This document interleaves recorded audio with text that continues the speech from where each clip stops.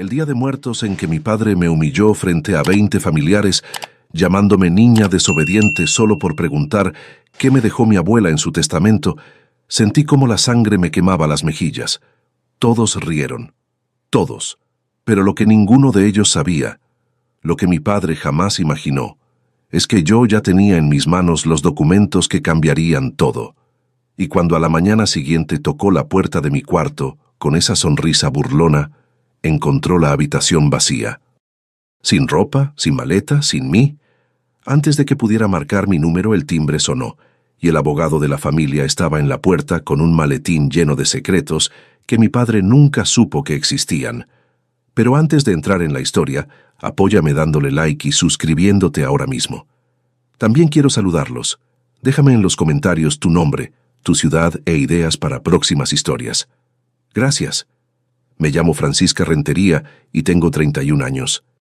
Soy arquitecta paisajista, aunque mi padre siempre dijo que mi trabajo era plantar arbolitos para gente rica. Vivo en un departamento pequeño en la colonia Roma, Ciudad de México, un lugar que cabe en mi presupuesto, pero que es mío, completamente mío, y eso significa más de lo que cualquiera en mi familia entiende.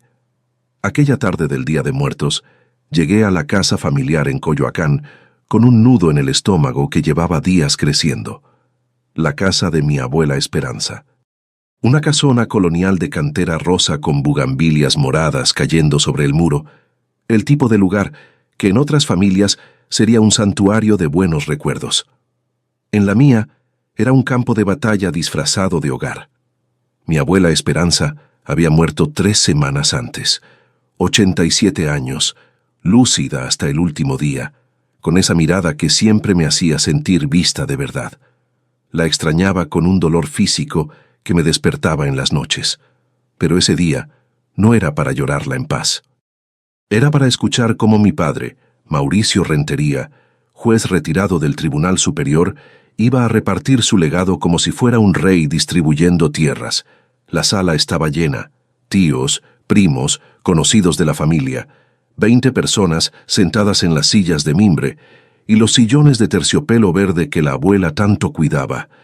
Mi hermano Rodrigo estaba junto a mi padre, traje oscuro, corbata perfecta, como si estuvieran en un juzgado. Mi cuñada Patricia se retocaba el labial junto a él, el collar de perlas brillando bajo la luz de la tarde. Yo estaba al fondo, con un vaso de agua de Jamaica que no probé, mirando el altar de muertos que habíamos armado esa mañana. La foto de la abuela Esperanza, flores de cempasúchil, pan de muerto, su rosario. Ella nos miraba desde ese marco dorado, con esa sonrisa suave que decía más de lo que sus palabras jamás dijeron. Mi padre se puso de pie. Alto, imponente, 63 años de autoridad incuestionable. Llevaba su saco de tweed inglés incluso en una reunión familiar. Siempre fue así, siempre en control. Quiero agradecer a todos por estar aquí, dijo con esa voz que usaba en las audiencias. Mi madre fue una mujer extraordinaria y dejó asuntos importantes que debo resolver como cabeza de esta familia. Hizo una pausa para efecto. Nadie respiraba. El patrimonio quedará bajo mi administración. Rodrigo, como heredero principal, recibirá la responsabilidad de continuar el legado Rentería. Mi estómago se contrajo. Miré a Rodrigo. Él bajó la vista con esa humildad ensayada que perfeccionó en años de ser el hijo favorito. Entonces abrí la boca. No lo planeé. Las palabras simplemente salieron. Papá, la abuela me dijo algo diferente. El silencio cambió. Se volvió denso, pesado, peligroso. Mi padre me miró como si hubiera escupido en el altar. Tu abuela estaba confundida al final, Francisca. No sabía lo que decía. Me dijo que había un testamento. Insistí. Mi voz temblaba, pero no se quebró. Quiero saber qué dice. La sala estalló en risas. No risas amables, sino burlas apenas disimuladas. Mi tía Estela se tapó la boca. Mi primo Fernando soltó una carcajada abierta. Patricia intercambió una mirada con Rodrigo que decía, ¿lo ves? Siempre causa problemas. Mi padre levantó la mano, y el silencio regresó como perro obediente. Francisca, dijo con esa voz controlada que era peor que los gritos. Estás castigada, como cuando eras niña y no sabías comportarte. Vete a tu cuarto y no salgas hasta que estés lista para disculparte con tu hermano. El calor me subió desde el pecho hasta las sienes. Sentía el pulso en los dientes, en los oídos, en cada terminación nerviosa de mi cuerpo. 31 años. 31 años, y mi padre me acababa de castigar como a una niña de 10 frente a toda la familia. Todos rieron otra vez, esta vez más fuerte. Miré a mi madre. Alma estaba sentada junto a la ventana mirando sus manos, las mismas manos que nunca me defendieron, que nunca dijeron, «Basta, Mauricio».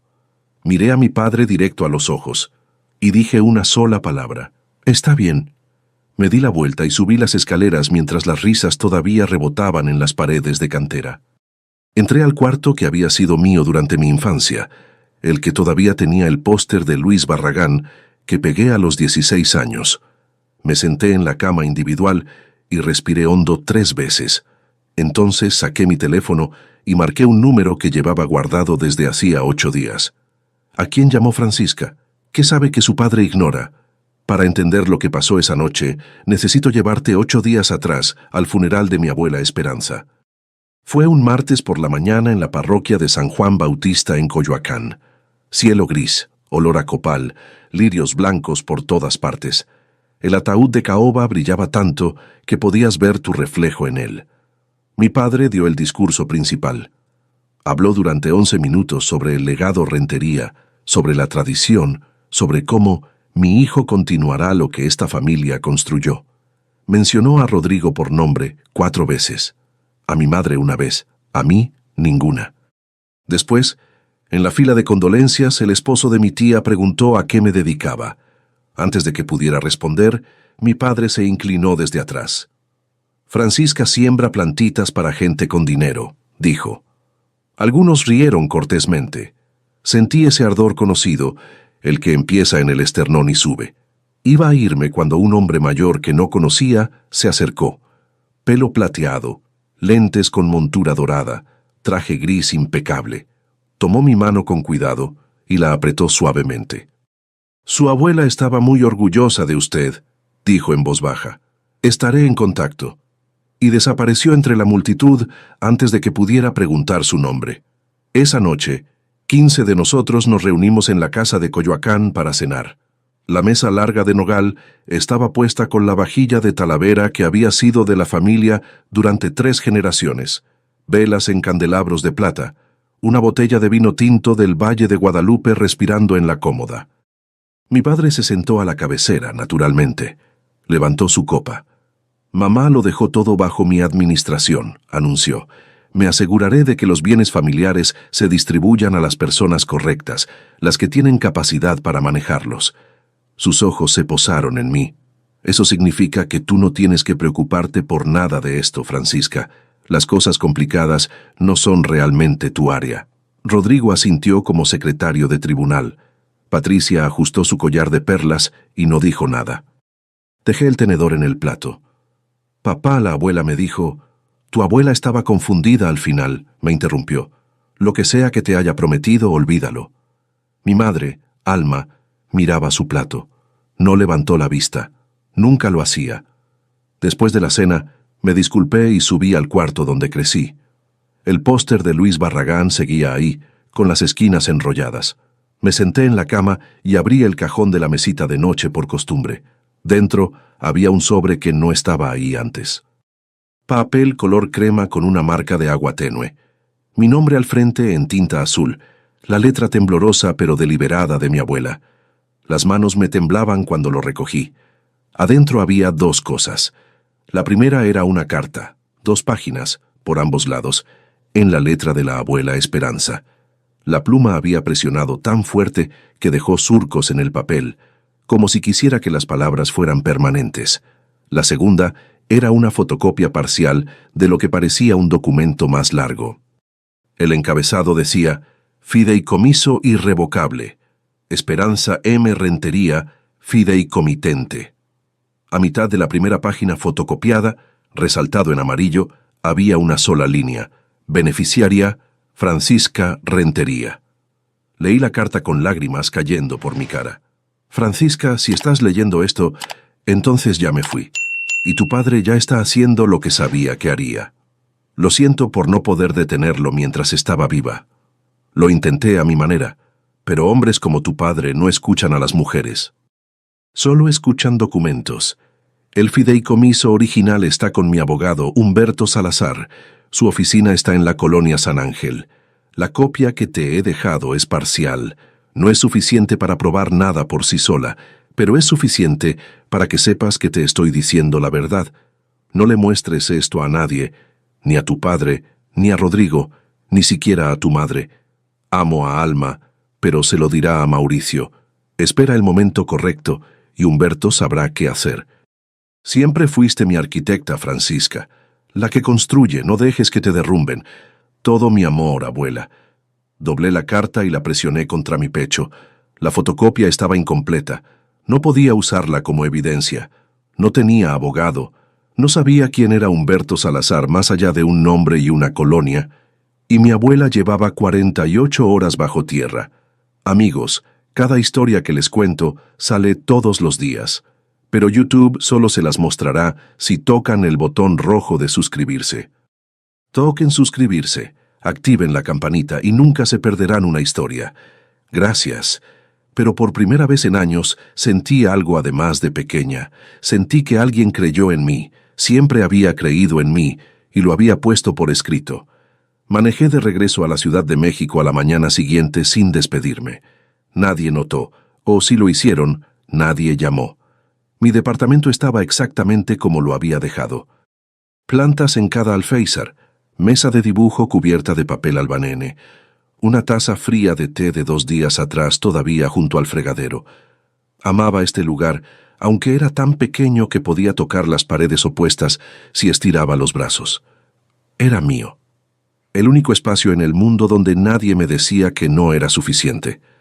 Me senté frente a mi laptop y busqué en Google: Humberto Salazar, abogado San Ángel. Los resultados aparecieron inmediatamente. Una oficina pequeña en la Avenida Revolución, práctica independiente, especializada en planeación patrimonial y fideicomisos. Pasé el cursor sobre el número de teléfono. No llamé. Todavía no. Porque había una parte de mí, la parte que mi padre había entrenado desde la infancia, que susurraba: ¿y si la abuela realmente estaba confundida? ¿Y si esto no es nada? No estaba lista para arriesgar eso. Todavía no. En lugar de eso, me volqué al trabajo. Una firma de arquitectura paisajista en la colonia Condesa tenía una fecha límite en 2 semanas. Un jardín en azotea para un desarrollo de condominios nuevo. Necesitaba el pago. Todavía debía 280,000 pesos en préstamos estudiantiles, pagos mensuales de 3,200, del año que pasé en la escuela de Derecho antes de desertar para estudiar diseño. El año que mi padre dijo que traicioné a la familia. Estaba revisando el correo para confirmar las especificaciones del proyecto cuando lo vi.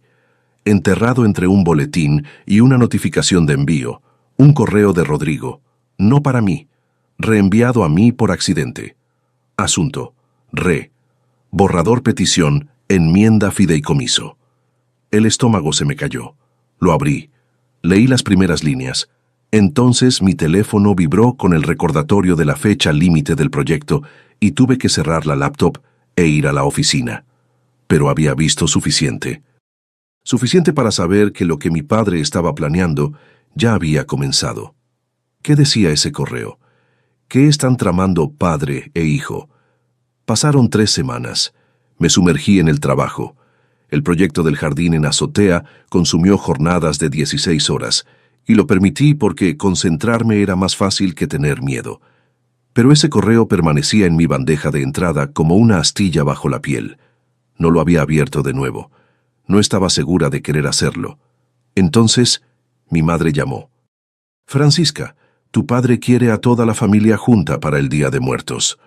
Su voz tenía esa delgadez particular que adquiría cuando estaba transmitiendo órdenes de Mauricio Rentería y pretendía que eran invitaciones. Dice que quiere arreglar las cosas. Casi me reí. Mi padre nunca había arreglado nada en su vida. Rompía cosas y luego te decía que era tu culpa por ser frágil. Lo pensaré, mamá. Por favor, hija. Está intentando. Dije que le avisaría y colgué.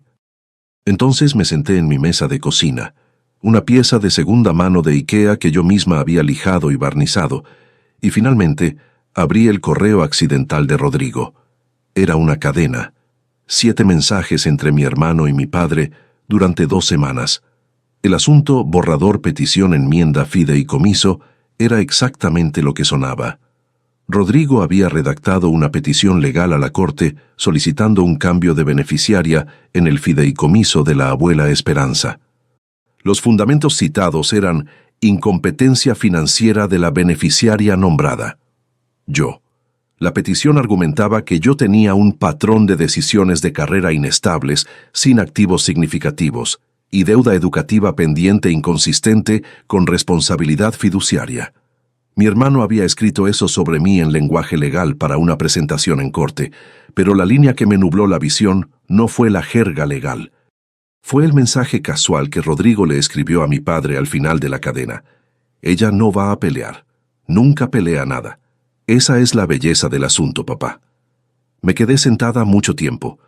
Luego tomé capturas de pantalla de cada mensaje en la cadena, las subí a mi nube y las respaldé en una memoria USB que guardaba en el cajón de mis calcetines. Llamé a mi madre de vuelta. Dile a papá que estaré ahí para el Día de Muertos. Iba a casa, pero no a arreglar nada. A la mañana siguiente llamé a la oficina de Humberto Salazar. Una recepcionista contestó, una mujer mayor con una voz cálida y eficiente. Di mi nombre. Hubo una pausa. Señorita Rentería, el licenciado Salazar ha estado esperando su llamada. ¿Puede venir hoy? 2 horas después estaba sentada frente a él en una oficina pequeña en San Ángel. Libreros cubrían cada pared, volúmenes legales encuadernados en piel, marcados y con separadores. Una alfombra persa que había conocido mejores décadas cubría el piso. En su escritorio, una taza de café se había enfriado. Humberto Salazar era el hombre del funeral. Mismo pelo plateado, mismos lentes con montura dorada, misma calma medida. Parecía un hombre que había pasado su carrera eligiendo sus palabras con precisión quirúrgica. Su abuela me contrató hace 20 años, dijo. Redacté su testamento original, su fideicomiso en vida, y hace 8 años, después de una conversación que la perturbó profundamente, me pidió crear un fideicomiso irrevocable con usted como única beneficiaria. Abrió un portafolio de piel y deslizó un documento por el escritorio. El original. Papel grueso color crema. Un sello rojo de notario del Estado de México. Firmas al final. $450,000 americanos en un fideicomiso educativo administrado por Banco Santander, dijo. Irrevocable significa que su padre, como fiduciario, no puede alterar la beneficiaria. Cualquier petición para hacerlo requiere su consentimiento por escrito o un fallo de la Corte basado en evidencia de incapacidad mental de la fideicomitente al momento de firmar. Hizo una pausa. Su abuela anticipó esto. Hizo que su médico, la doctora Ramírez, realizara una evaluación cognitiva la misma semana que firmó. Los resultados están en el archivo. Estaba completamente competente. Exhalé. Era la primera respiración completa que tomaba en semanas. Hay más, dijo Salazar. Su padre presentó una petición hace 3 semanas solicitando cambio de beneficiaria. Enlistó a Rodrigo. Le dijo a la Corte que no podía localizarla para obtener consentimiento. La mandíbula del viejo abogado se tensó.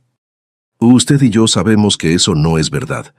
Le mostré la cadena de correos. La leyó sin expresión, luego levantó la vista. Esto es evidencia de incumplimiento deliberado del deber fiduciario. Si quiere pelear esto, tiene todo lo que necesita. Quiero pelear esto. Asintió. Luego dijo, casi como una idea tardía. Hay una cosa más, Francisca. Su abuela también le dejó la casa de Coyoacán. Está incluida en el fideicomiso. No creo que su padre lo sepa. Nunca leyó el documento completo. Lo miré fijamente. La casa de Coyoacán, la casona colonial donde la abuela me llevaba cada verano, donde nos sentábamos en el patio y ella me enseñaba los nombres de las plantas. Me la había dejado. Humberto Salazar me miró por encima de sus lentes. Su abuela sabía exactamente lo que pasaría después de que se fuera y pasó los últimos 8 años asegurándose de que usted estuviera protegida. Cerró el portafolio. La pregunta es, ¿cuándo quiere usar esto? Día de Muertos, dije. Invitó a toda la familia, 30 personas. Salazar me estudió por un largo momento. Luego dio un solo asentimiento lento. Y ahora estamos de regreso en ese cuarto, esa noche del Día de Muertos, con las risas todavía flotando escaleras arriba, y yo marcando el número de Humberto Salazar. Sonó 2 veces. Contestó. Licenciado Salazar, necesito que traiga los originales mañana por la mañana, 8 en punto. Hubo una pausa. Luego su voz tranquila y medida. Ahí estaré. Colgué, puse mi alarma para las 4 de la mañana y me senté en el borde de la cama individual en la oscuridad, escuchando las risas que todavía rebotaban en las paredes de cantera, pensando, rían, disfrútenlo, porque esta es la última vez. ¿Qué va a pasar cuando el abogado llegue? Me fui a las 4:15 de la mañana, sin drama, sin portazos. Empaqué mi bolsa en la oscuridad, deslicé la carpeta manila en mi bolso y bajé las escaleras en calcetines para que los tablones no crujieran. Lo único que dejé fue la foto enmarcada de la abuela Esperanza en la mesita de noche. Boca abajo. Manejé a una fonda de 24 horas a 5 kilómetros de la casa, pedí café que no tomé y esperé a que amaneciera. A las 7:42 de la mañana, lo sé porque estaba mirando el reloj, mi teléfono se iluminó. Un mensaje de Rodrigo. ¿Dónde estás? Papá te está buscando. No respondí. Dentro de la casa Rentería, aprendí los detalles después por mi primo Daniel. La mañana se desarrolló así. Mi padre bajó a las 7:30, recién bañado, usando una camisa Oxford planchada, luciendo como un hombre a punto de presidir una junta directiva. Sirvió su café, escaneó la sala y dijo: «Alguien vaya a despertar a Francisca. Tiene una disculpa que hacer». Nadie se movió. No porque me estuvieran defendiendo, porque nadie quería lidiar con eso. Mauricio subió las escaleras él mismo. Tocó 2 veces, su toque judicial, crujiente y expectante. «Francisca, ya es de mañana. ¿Lista para disculparte con tu hermano?» Silencio. Abrió la puerta. La cama estaba tendida. El closet abierto y vacío. Los cajones despejados. El cuarto no contenía nada de mí, excepto la fotografía de la abuela Esperanza boca abajo en la mesita de noche, como un punto final. Daniel me dijo después que mi padre se quedó parado en esa puerta 10 segundos completos antes de que su expresión cambiara. Confusión primero, luego algo más oscuro. Bajó las escaleras lentamente. Francisca se fue. Anunció a los 20 y tantos familiares que todavía holgazaneaban sobre el desayuno. Su voz era plana, controlada. Se fue en medio de la noche como una cobarde. Rodrigo levantó la vista de su laptop y sonrió. «Bueno, eso lo resuelve». Mi padre asintió. «Sin duda». El timbre sonó. Mi madre abrió. Y ahí en el porche de entrada, en un traje gris con un portafolio de piel café y una expresión como un frente de tormenta, estaba Humberto Salazar. «Soy Humberto Salazar», dijo. «Abogado de Esperanza Rentería. Necesito hablar con toda la familia ahora mismo». El comedor se silenció en etapas. Primero la conversación más cercana a la puerta de entrada. Luego una onda de silencio esparciéndose mesa por mesa, hasta que incluso los niños dejaron de moverse. Humberto Salazar entró a la sala de la forma en que un hombre entra a una corte sin prisa, deliberado y completamente seguro de su autoridad. Puso su portafolio de piel en la mesa del comedor directo, encima del mantel de lino sobrante del día anterior, y lo abrió sin sentarse. Sus manos, me dijeron, tenían un temblor visible, no de nervios, de ira. Mi padre se levantó de su silla a la cabecera de la mesa. Era más alto que Salazar por 10 centímetros, más ancho por 15 kilos. Usó cada bit de eso. «Humberto». El nombre salió como una advertencia. «No fuiste invitado. Esta es mi casa». Salazar lo miró. «Esta es la casa que Esperanza Rentería construyó con el dinero de su familia, señor Rentería. Y estoy aquí porque tengo una obligación legal, un deber fiduciario con la beneficiaria de su fideicomiso. Francisca no tiene derechos. Francisca es la única beneficiaria nombrada de un fideicomiso irrevocable ejecutado hace 8 años. Usted lo sabe». Lo ha sabido desde el día que su madre lo firmó. La sala estaba tan quieta que podría haber escuchado el calentador encenderse 3/4 más allá. 30 pares de ojos se movieron entre los dos hombres como espectadores en un juicio que en cierta forma lo eran. La mandíbula de Mauricio se apretó. Mi madre estaba en declive cognitivo. Lo que sea que firmó.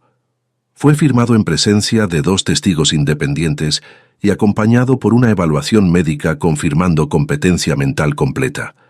Salazar abrió el portafolio y sacó una carpeta. Tengo la documentación aquí. ¿Le gustaría que la leyera en voz alta, señor Rentería, frente a todos? La pregunta flotó en el aire. Mi tía Estela, sentada cerca de la ventana, se inclinó hacia adelante. Mi tío Fernando dejó su taza de café. Incluso los niños se habían quedado en silencio.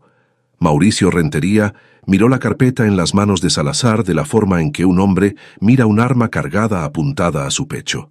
Entonces enderezó los hombros y dijo muy tranquilamente: «Salga de mi casa». «Señor», dijo Salazar, «¿qué ha hecho? Si quieren saber cómo termina esta historia y conocer muchas más, denle al botón rojo de suscribirse. Es gratis y me ayuda muchísimo». «Gracias». Lo que pasó después es algo que he repetido en mi mente 100 veces, porque fue el momento en que la máscara finalmente se agrietó. No lentamente, no con gracia, sino en una división súbita y fea, justo por el centro. Mi padre dio un paso hacia Salazar. Dije: «Salga, está allanando, llamaré a la policía». «Es bienvenido», respondió Salazar sin moverse ni un centímetro.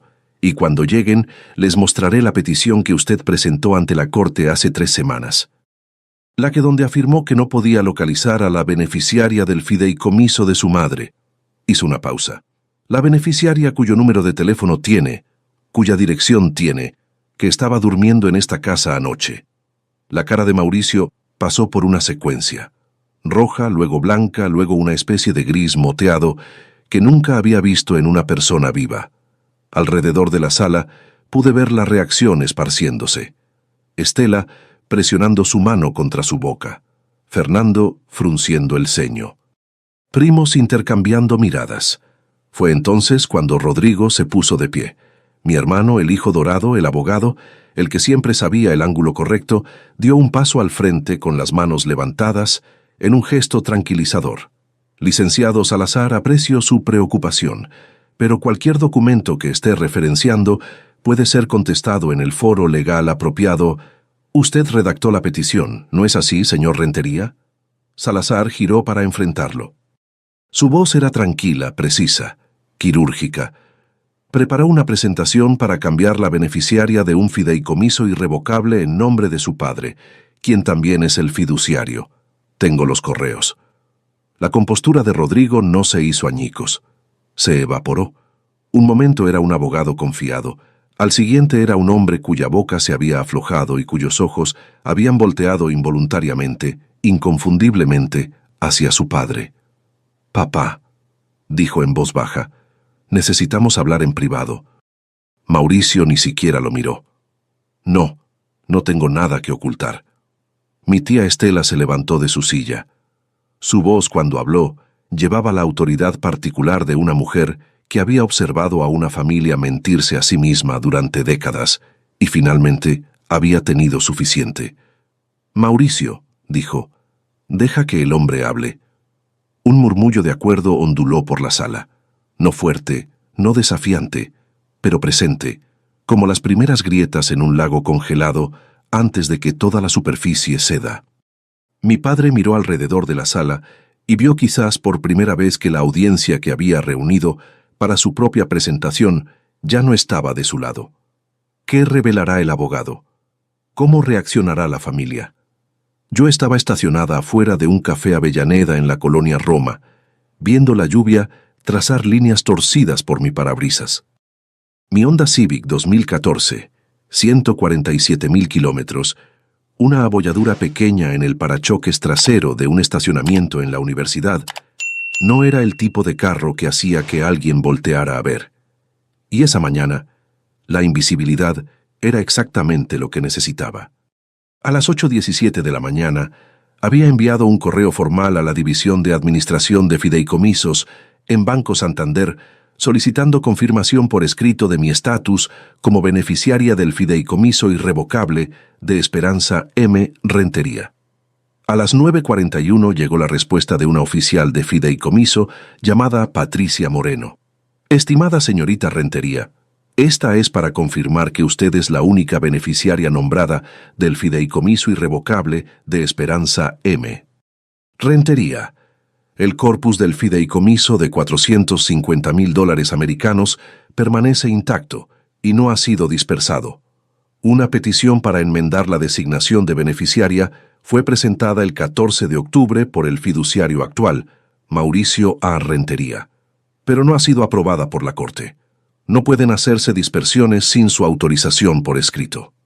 Lo leí 3 veces, luego lo guardé, lo respaldé e imprimí una copia en la oficina de FedEx a 2 cuadras. A las 11:15, Salazar llamó. Me echó, dijo con algo que podría haber sido diversión seca. Amenazó con llamar a la policía. Lo sé, mi primo Daniel me envió un mensaje. 2 en punto, Francisca. Estaré estacionada en la cuadra de al lado. Usted entra primero, yo lo sigo. ¿Está segura de esto? Una vez que esté hecho, no hay vuelta atrás. Miré hacia la lluvia. Una mujer pasó frente al carro sosteniendo la mano de una niña pequeña, ambas salpicando en charcos, riendo de nada. La belleza simple y estúpida de personas que se sentían seguras. He estado volviendo atrás toda mi vida, licenciado Salazar. Cada día festivo, cada llamada, cada vez que tragué algo que debería haberme hecho escupir. Ya terminé de volver atrás. Entonces, la veré a las 2. Colgué. Abrí el espejo de mi parasol. La cara mirándome de vuelta estaba pálida, cansada y absolutamente segura. Dentro de la casa Rentería, me contó Daniel después de que Salazar se fue, la conversación casual posterior al Día de Muertos se había cortado. La gente todavía hablaba, todavía servía café, todavía picaba pay sobrante, pero la conversación tenía una corriente subterránea nueva. El tipo de tensión donde todos están discutiendo el clima, pero pensando en el terremoto. A las 12:30 entré a la oficina de Salazar por última vez antes de que todo cambiara. Tenía el expediente completo extendido sobre su escritorio en 4 pilas ordenadas. Me senté frente a él y me guió por cada una, punto por punto, como un cirujano revisa una radiografía antes de cortar. Pila 1. El fideicomiso irrevocable original. Papel crema, sello de notario, firma de Esperanza en tinta azul. Firme, deliberada, nada como la letra de una mujer confundida. Junto a él, la carta de la doctora Ramírez confirmando competencia cognitiva al momento de firmar. Pila 2. La cadena de correos entre Mauricio y Rodrigo, impresa con metadatos completos mostrando marcas de tiempo, direcciones de remitente e información de enrutamiento. Las palabras «Ella no va a pelear», resaltadas en amarillo en la última página. Pila 3. La carta de Patricia Moreno en Banco Santander, confirmando mi estatus como única beneficiaria y el saldo intacto del fideicomiso de $450,000. Pila 4. Un documento que no había visto antes. Salazar lo deslizó por el escritorio. La escritura de la casa en Coyoacán. Lo miré. La Colonial, dijo. Su casa familiar. La escritura ha estado a nombre de Esperanza desde 1981. Compró la propiedad con herencia de su madre antes de casarse con su abuelo. Mauricio nunca fue dueño de ella. Asumió, como asume la mayoría de las cosas, que era suya por defecto. Salazar tocó el documento. Bajo los términos del fideicomiso, a la muerte de Esperanza la propiedad se transfiere a la beneficiaria nombrada. Miré la escritura fijamente. La casa de mi padre, la casa donde se había sentado a la cabecera de la mesa, donde me había castigado frente a 30 personas, donde había construido su reino entero de autoridad, nunca había sido suya. Él no sabe esto, dije. Nunca leyó el documento completo del fideicomiso, confirmó Salazar. Leyó las primeras 3 páginas, las que lo nombraban fiduciario, y se detuvo. Por supuesto que sí, Mauricio Rentería nunca había necesitado leer la letra chica. Él era la letra chica, él era la palabra final, o eso siempre había creído. Reuní las 4 pilas en la carpeta Manila. Salazar puso los originales de vuelta en su portafolio. «Entro primero», dije. «Usted viene cuando yo haga la señal». «¿Cómo sabré?» «Lo sabrá». Nos dimos la mano. Su apretón era firme, y sus ojos detrás de esos lentes con montura dorada sostenían algo que no había visto de ningún adulto en mi familia desde que mi abuela murió. Confianza. A la 1:45 manejé por la calle de Coyoacán por segunda vez en 24 horas. La lluvia había parado. Un sol delgado de noviembre empujaba entre las nubes, volviendo la calle mojada un espejo. Los árboles a lo largo de la cuadra estaban casi desnudos ahora, sus ramas dibujadas negras contra el cielo pálido, como grietas en porcelana. Me estacioné en la cuadra detrás de la casa junto al sedán plateado de Salazar. Estaba sentado en el asiento del conductor, portafolio en su regazo, lentes de lectura puestos. Me miró a través del parabrisas y dio un solo asentimiento. Salí del carro, abrigo de camello, bolso de lona con la carpeta Manila adentro. Mis manos estaban firmes. El portón estaba abierto. La puerta de entrada sin llave. Desde adentro podía escuchar voces, el murmullo de 30 personas reunidas y esperando que Mauricio Rentería les dijera cómo se suponía que funcionaba el mundo. Subí los escalones del porche que mi abuela había construido y empujé la puerta para abrirla. Me deslicé por la entrada de la cocina y me quedé parada en el pasillo justo fuera de vista de la sala. A través del arco pude ver la escena que mi padre había montado. La sala había sido reorganizada. Sillas traídas del comedor, del estudio, incluso del porche, todas de frente a la chimenea como bancas de frente a un altar.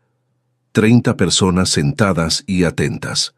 Mauricio estaba parado frente a ellos en su camisa Oxford planchada, lentes de lectura encaramados en su nariz, marcos de Carey, los que usaba para usar en el estrado. En su mano, una sola hoja de papel. La sostenía de la forma en que los jueces sostienen veredictos, suficientemente alta para que todos pudieran verla, suficientemente baja para que nadie pudiera leerla. «Gracias a todos por estar aquí», dijo. «Como saben, el fallecimiento de mi madre dejó ciertos asuntos por resolverse. He revisado sus deseos cuidadosamente con aportación de Rodrigo, y quiero compartir el plan de distribución que ella pretendía». Hizo una pausa para efecto. La sala estaba en silencio. «El fideicomiso familiar será consolidado bajo mi administración.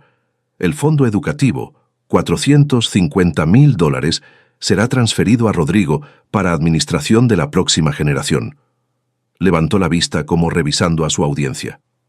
En cuanto a Francisca, una sonrisa pequeña y misericordiosa, mamá quería que tuviera un gesto de buena voluntad. 30,000 pesos. Algunos asentimientos simpáticos. Patricia puso su mano en el brazo de Rodrigo. Rodrigo bajó los ojos en una actuación de humildad tan pulida que podría haber ganado un premio. «¿Hay alguna pregunta?», preguntó mi padre. Desde el pasillo tomé una respiración, saqué la carpeta Manila de mi bolso y entré a la sala.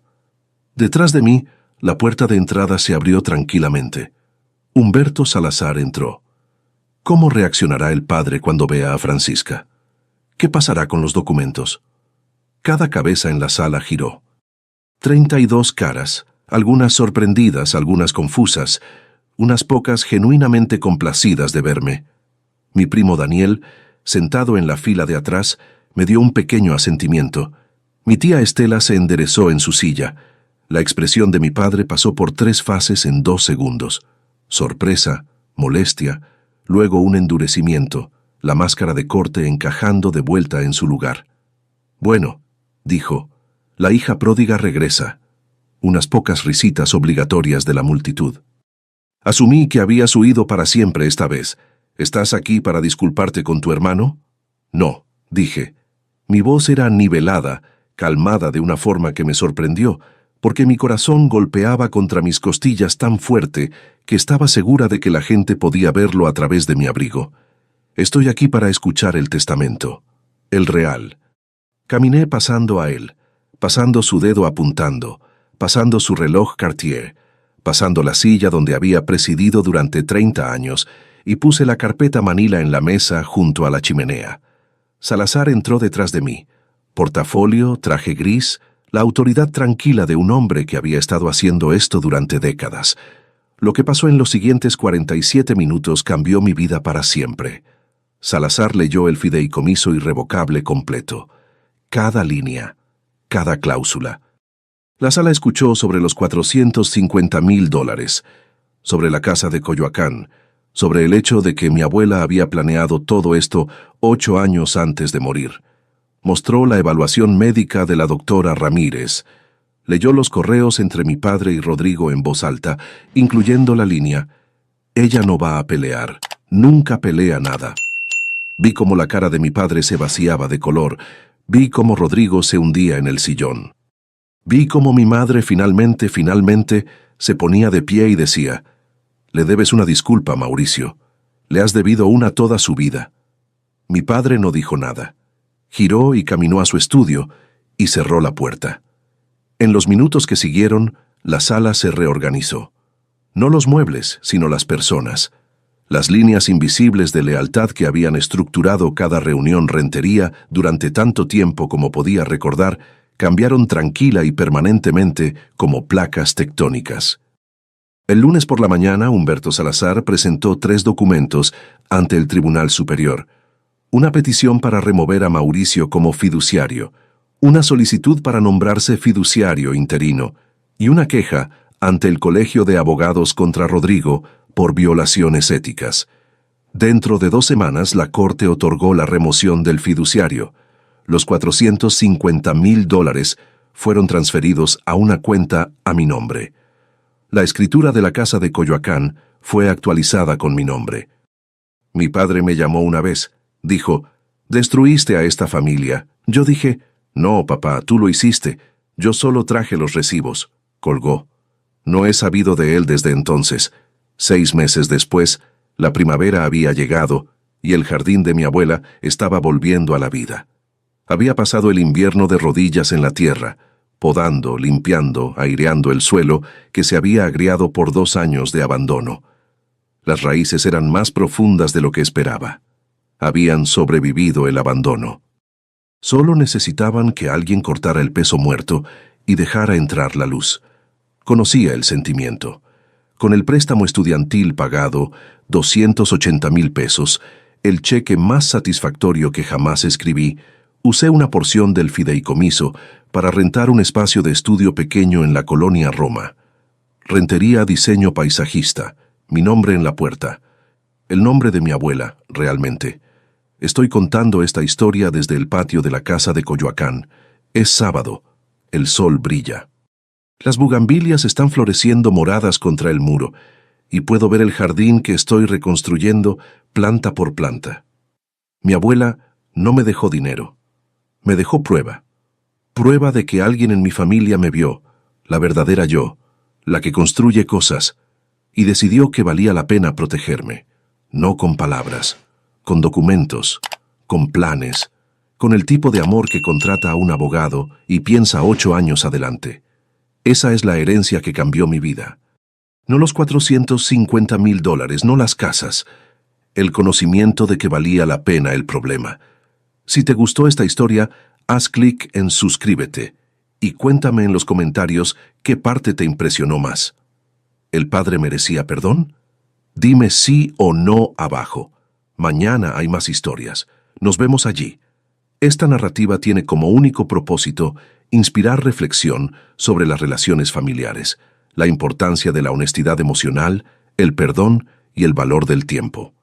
No debe interpretarse como consejo médico, psicológico o de ningún otro tipo profesional. Si estás enfrentando una enfermedad grave, conflictos familiares o situaciones emocionales difíciles, busca el apoyo de profesionales cualificados como médicos, terapeutas o consejeros. Este contenido es apto para todo público y cumple con las directrices de contenido familiar de YouTube.